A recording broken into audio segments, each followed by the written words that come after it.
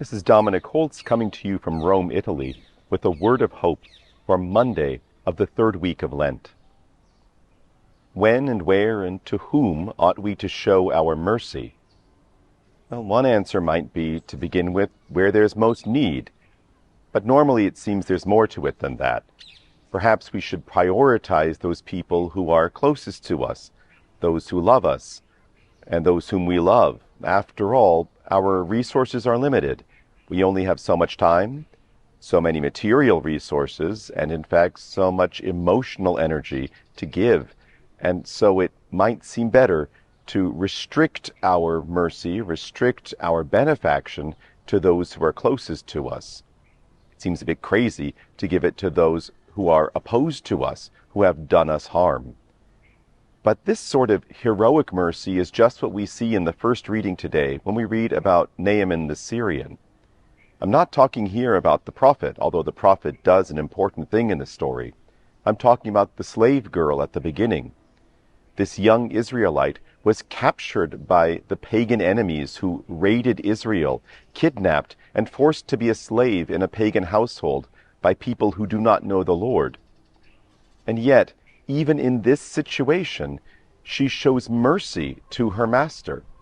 She points out where the master can find healing, namely from the prophet in Israel. We might think this is a bit crazy. After all, this is the man who did her great injury, who stole her from her home, who enslaved her, and she might have no reason to think that she would ever go back to Israel again. And yet, she has the resources to show mercy. Why? Well, it's because she knows the Lord. This slave girl knows the Lord of Israel.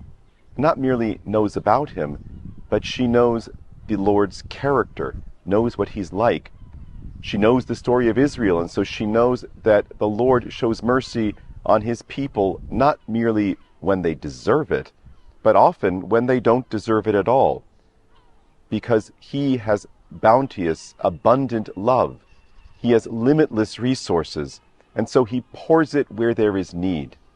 And she, a faithful servant of the Lord, does the same, and she shows mercy as she is able to those who are in need.